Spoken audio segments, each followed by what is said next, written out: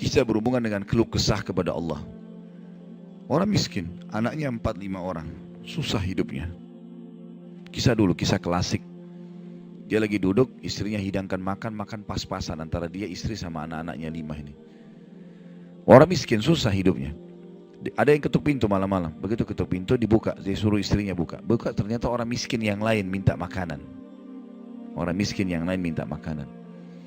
Maka istrinya lihat ke suaminya, apa perintahnya nih? Suaminya bilang kasih aja. Semuanya dikasih. Karena kalau dibagi dua gak cukup. Orang miskin tuh bawa anaknya banyak, gak cukup makanan. Lalu kemudian istrinya sama suami istri orang beriman kepada Allah, tahu. Ya sudah, sabar. Tapi subhanallah, beberapa saat kemudian, kalau kita beberapa jam kemudian lah, menjelang malam hari, lebih gelap ya, sudah mulai masuk pertengahan malam, jam 12 malam, mereka kelaparan semua. Istrinya bilang, anak-anaknya nangis, saya lapar, kamu juga lapar, anak-anak lapar, bagaimana? Kata suaminya, tenanglah, saya akan coba cari jalan keluar, minta kepada Allah. Istrinya gak paham suaminya mau kemana. Dia pakai bajunya, baju keluar, kemudian dia keluar pergi ke masjid dekat rumahnya. Malam hari, jam 2 malam. Dia keluar, dia masuk di masjid, lalu dia sholat tahajud. Dan ini sifat orang beriman. Berkeluh kesah sama Allah itu jangan cuma hal yang besar, dari hal yang kecil. Manja sama Allah itu baik. Ngeluh terus, minta terus sama Allah. Allah suka hambanya yang tamak dengan rahmat Allah. Tamak dengan rahmat Allah. Sudah sehat, minta ditambah kesehatan. Sudah kaya, minta ditambah kekayaan. Selalu minta tamak dengan rahmat Allah.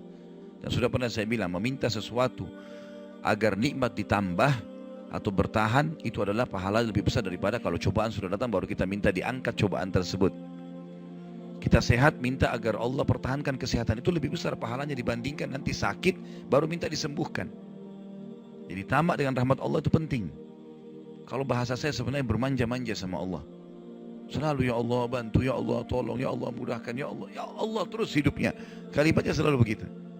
Orang ini masuk ke dalam masjid, dia sholat malam lalu dia minta sama Allah, doanya begitu, ya Allah engkau tahu aku kelaparan dengan istriku dan anakku malam ini, maka berilah kami makan. Minta makan sama Allah ya. Maka yang terjadi dalam kisah ini dikatakan ada seorang raja, pemimpin wilayah itu, sudah 1 minggu mau taubat. Sudah seminggu mau taubat. Dia tidak tahu harus kemana. Pada malam itu, di mana orang soleh yang miskin ini sedang ibadah, minta tolong kepada Allah dikasih makan. Raja ini gelisah, dia keluar lalu dia bawa 1 kantong uang emasnya. Dia bawa juga sekantong makanan yang terbaik yang dia punya di istananya. Kemudian dia bilang, ya Allah sebagai bentuk taubatku kepadamu, saya akan berikan ini kepada hambamu yang engkau tunjuk ya. Lalu kemudian sebagai bentuk juga, saya tidak memilih kecuali engkau yang memilih Allah, saya tidak akan pegang tali kekangan kuda ini, saya biarkan dia jalan kemana. Akhirnya orang raja ini naik di atas kudanya, dia bawa itu kemudian jalan kudanya mampir di masjid yang ada orang soleh itu. Dia bilang, saya tidak tahu kenapa kuda ini mampir di masjid. Lalu saya turun, saya temukan dalam masjid, waktu zaman dulu gak ada lampu, gak ada penerangan, cuma dia dengar suara gelap di masjid. Dia masuk, temukan ada orang ini lagi berkeluh kesah sama Allah, minta, ya Allah saya sama istri saya kelaparan sama anak-anak, berilah kami makan gitu kan. Maka dia bilang, raja ini pun setelah orang itu berdoa sholat lalu dipanggil, dia bilang, saya seorang raja di sini, saya raja di sini, saya sadar bertobat kepada Allah dan saya dengar doamu, tadi kau minta makanan, maka ini saya kasih, ini harta saya yang saya niat sedekahkan dengan makanan, ambillah. Dan kalau kau punya masalah lagi, datang ke istana saya kapan saja. Kira-kira saya mau tanya Bapak Ibu sekalian, kita jujur menjawab. Kalau seandainya kita di posisi orang ini, kita sudah dapat solusi.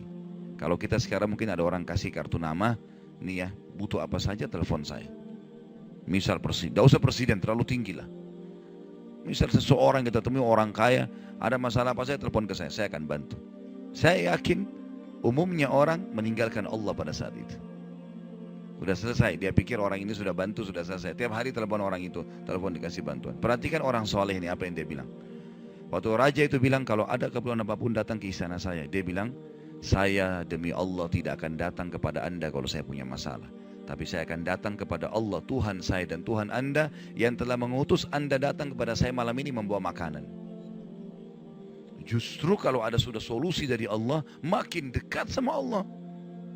Jangan sudah dikasih lupa ini. Ini poin penting bagaimana kita jaga berkeluh kesah kepada Allah. Jadi jangan berpikir Bapak Ibu sekalian, masa sih saya bisa sembuh hanya karena saya sujud? Masa sih saya bisa mendapatkan keturunan hanya karena saya sujud? Ini kesalahan ini. Justru harus kita fahami kalau itu bisa. Dan Allah punya cara. Setiap jawaban Allah kalau datang itu sesuai dengan sistem atau sunnatullah yang telah Allah ciptakan di alam kita ini. Misal saya berkeluh kesah, ya Allah sendal saya putus, gantikanlah. Sahabat begitu ya. Para sahabat Nabi itu kalau sendalnya putus, ya Allah sendal saya putus, gantikanlah. Allah nggak lemparin sendal dari langit. Nggak mungkin. Tapi apa yang terjadi? Allah gerakkan sesuai dengan sistem yang ada. Allah buat ada orang lain melihat kita kesian dikasih sendal, atau dia dapat duit dia bisa beli sendal. Jawabannya Allah begitu. Dalam bentuk sinyal datangnya. Jadi harus peka menangkap itu.